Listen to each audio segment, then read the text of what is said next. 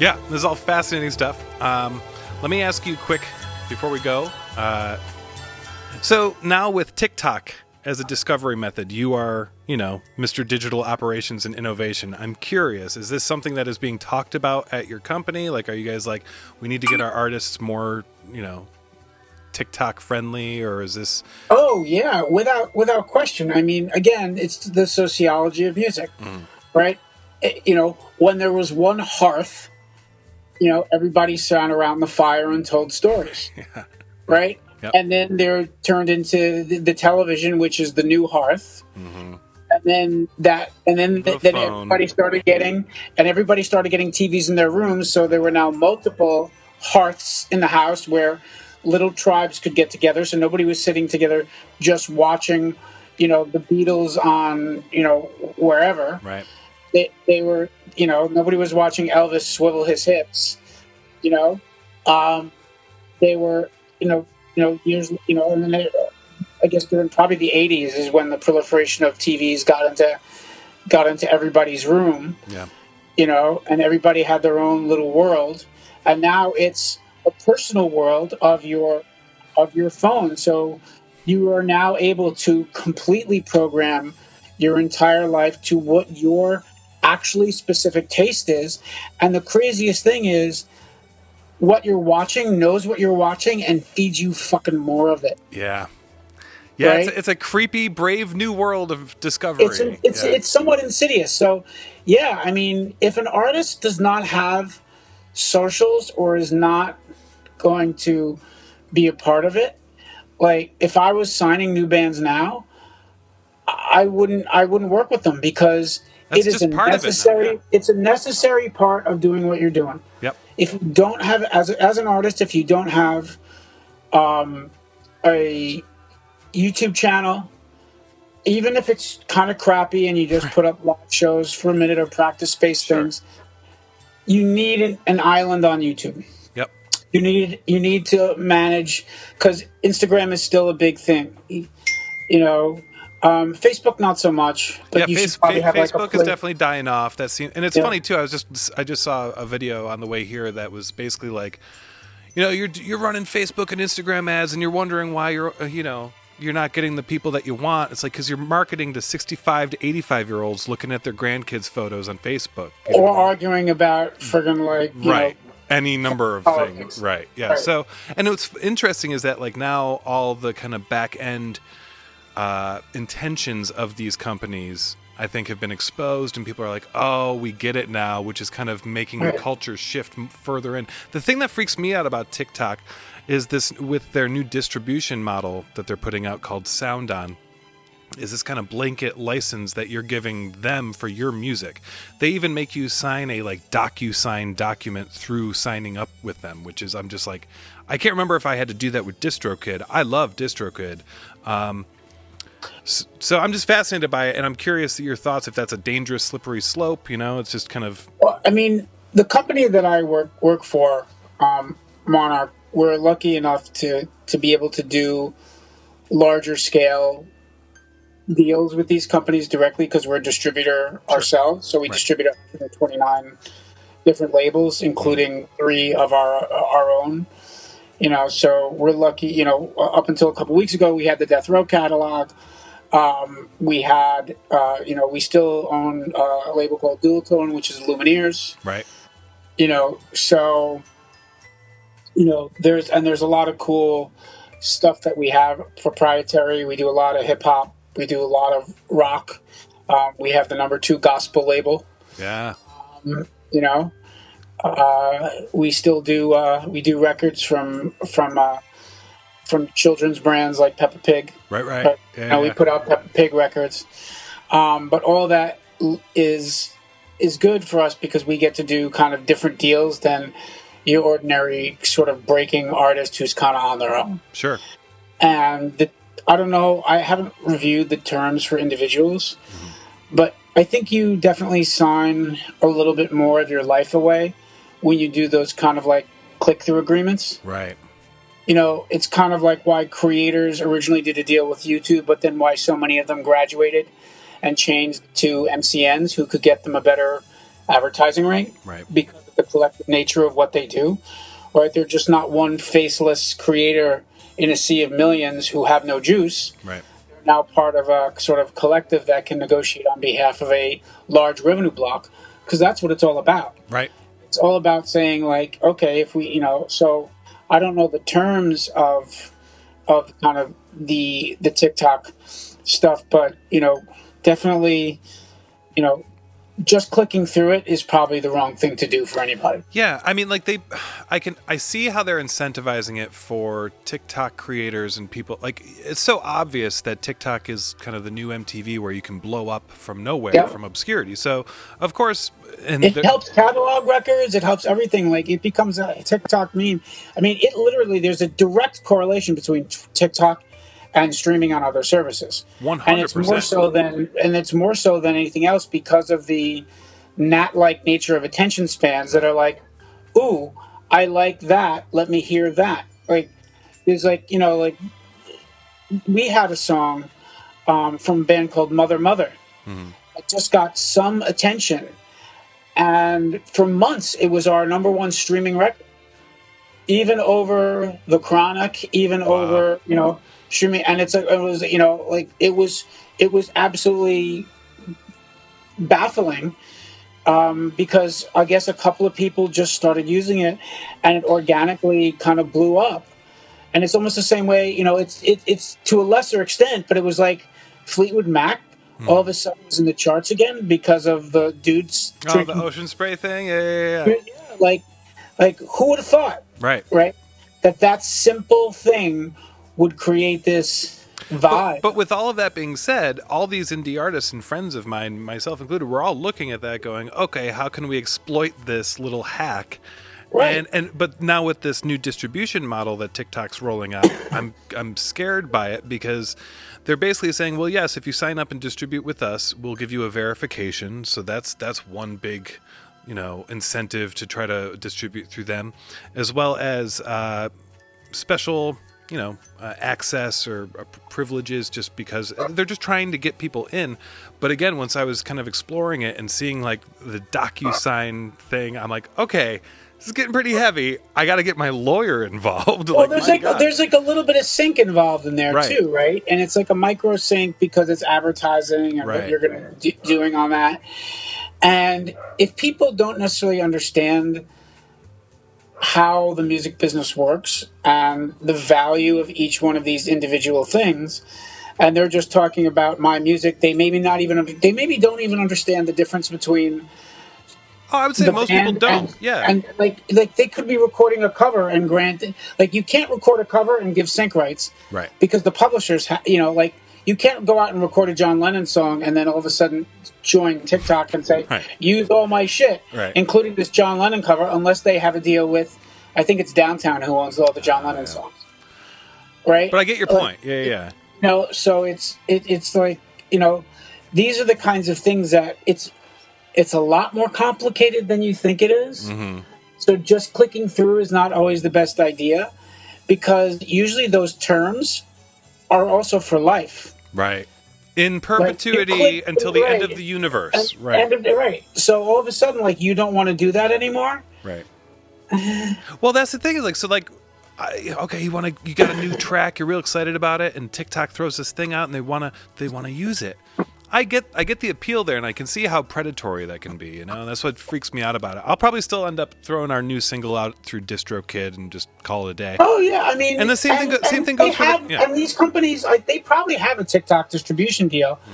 It's not unusual for distributors and labels to have distribution deals. You have to worry. But there's unscrupulous players everywhere. Like DistroKid is totally reliable, right? Yeah, they've been great.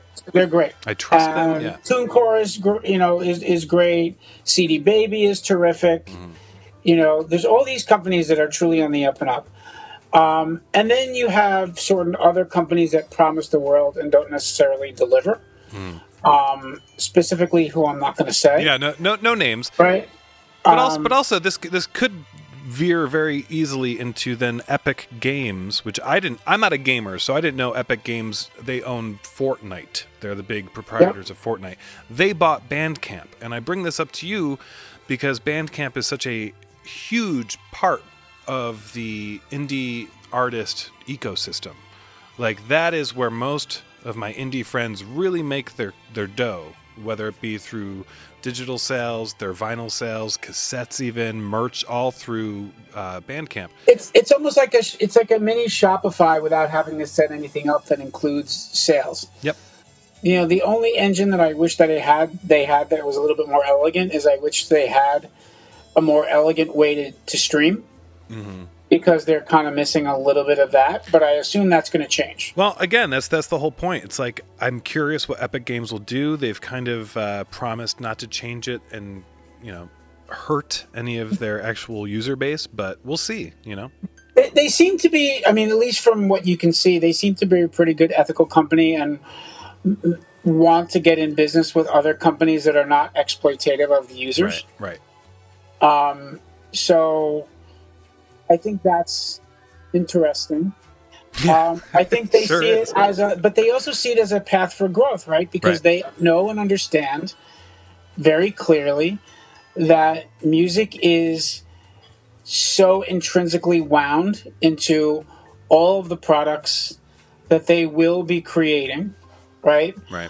The virtual worlds that they look like they want to start creating. Mm-hmm. I mean, look at the success of of all the in-world concerts that they've had. Look at the success of in-world concerts. I just remember, not to be 10, 12 years ago, I spent like a month building a music community in Second Life. Oh, man, really? That's like... I have the screenshots from it, actually. That's amazing. That's like pre-meta. That's the whole thing. It was this. But the thing is, they had virtual land. Mm-hmm. You could, quote unquote, buy virtual land, your parcel of it.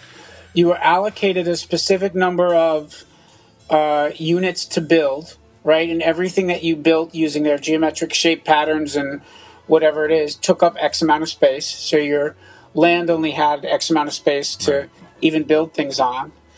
And I built with my friend Josh from Trustkill. We built like this little music community, right? Which was like, looks like a main street, probably like what you were telling me earlier about kind of it had that like Lower East Side neighborhood feel. Yeah. Right. So there was like a record store and then a stage and then like an office, as a sample. But the record store, your avatar could walk in there. And we streamed in the RSS feed from the Trustkill site for news. So that was on a big billboard. That's cool. Yeah. And then you could go up to pictures of each band on the label.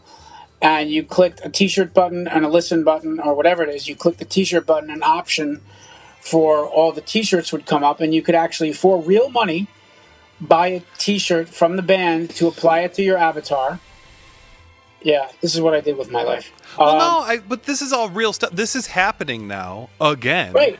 Yeah. Right. But like, it's just so funny that it's like, ooh, the metaverse, and it's like, it's got to be connected to the blockchain. It's like,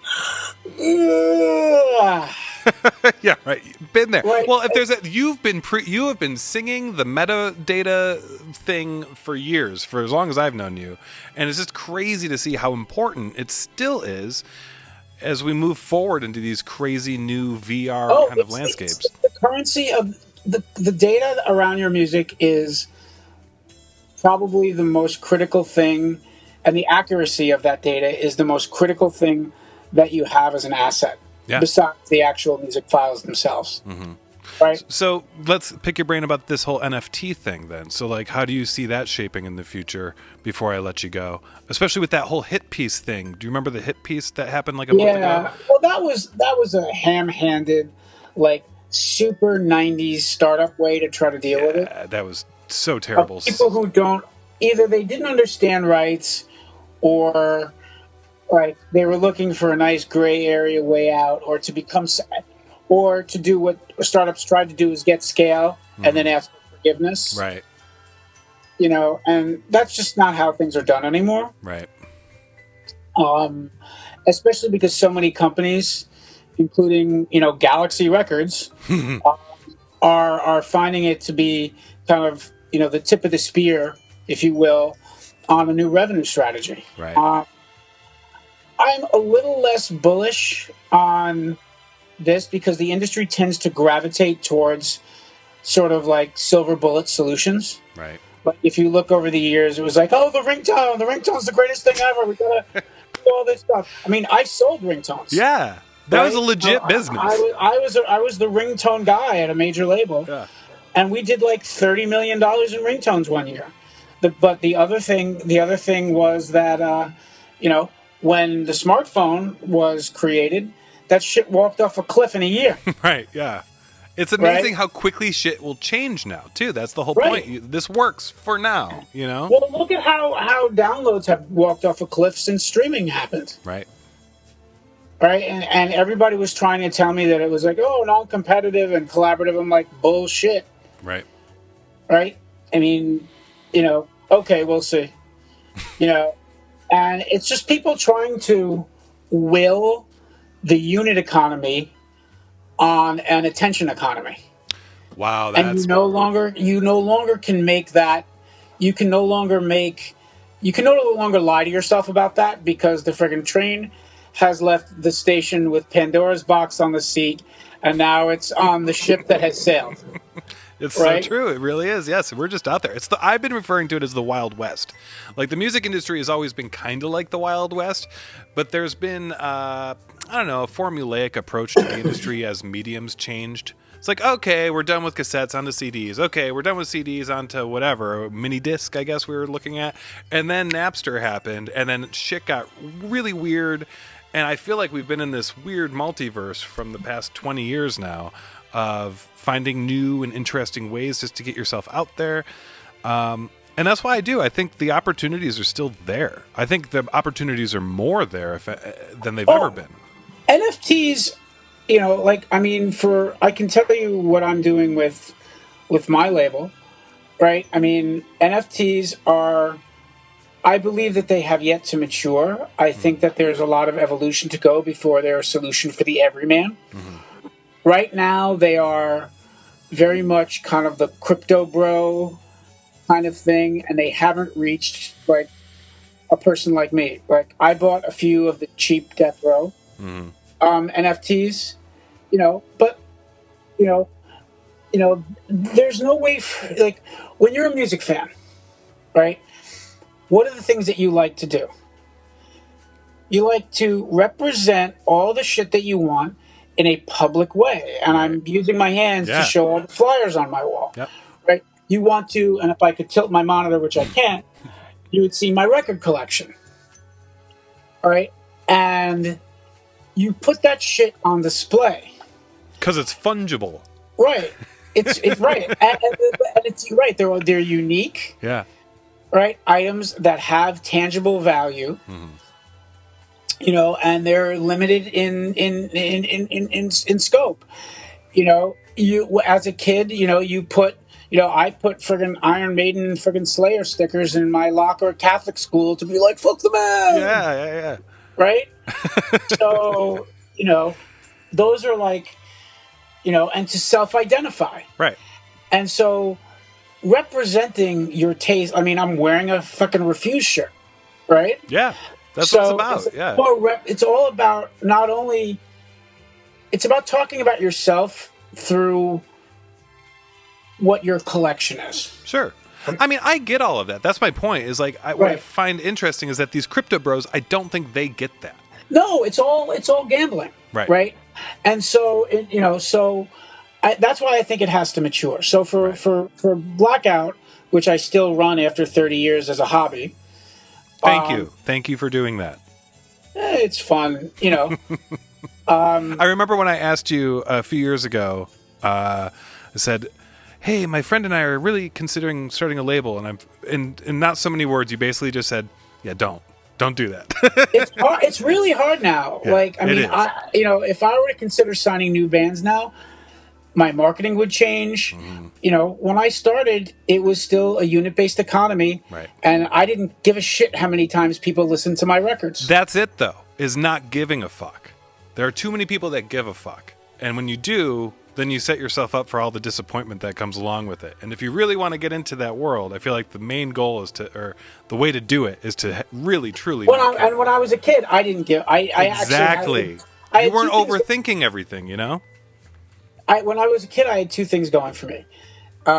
Lots of energy. A few things, actually. I want to say I had lots of energy, a optimistic naivete that I would walk into things with. And I also had a market that I didn't realize that I understood. Right. Because you were part of it. You were the market. Right. Yeah. I was just doing things because I wanted to participate in the scene. Right. I wasn't doing things because I thought it was going to be a career. It was only like a few years later where I was like, oh, I just put out 4 records. You know, they all did really well. Oh, shit, I guess I'm in the music business. Yep. All right. And I started taking myself a wee bit more seriously, but potentially not enough. But what I started back then got me to the fact that now I'm at this, you know, $100 million freaking music company. Right. You know, and, you know, we're, you know, and I'm able to have this role that enables me to still touch on all the things that I like in the business. Mm-hmm. And so now the hobby of Blackout, you're pushing into NFTs like as for fun or what? Yeah. So what I'm doing. So sorry for jumping around. Oh, no. Just getting you back.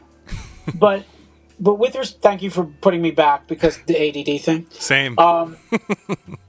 You know, with the NFTs, I said, what's something that I can do? Right. Vinyl is hard to make. It's a pain in the ass.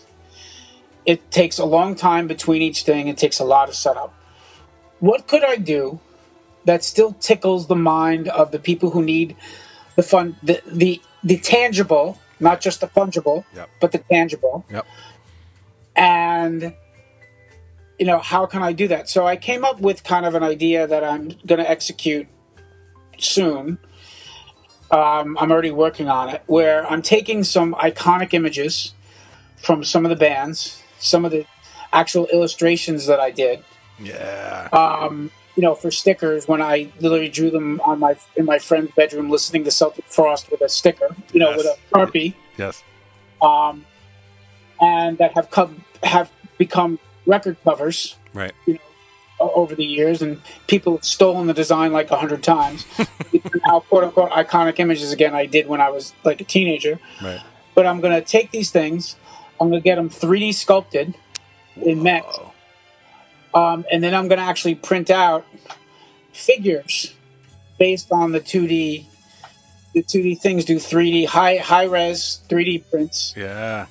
And then couple those, use the mesh, and the CAD design to actually create NFTs. That's smart. Yeah, there you go.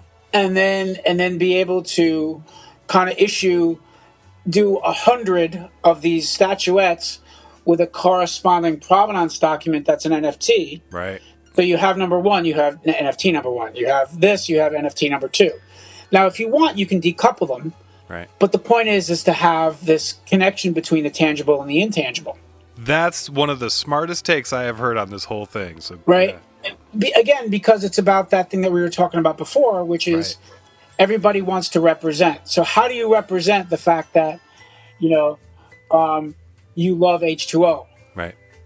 Well, you have a little tchotchke of H2O's record cover, 3D printed. Yep.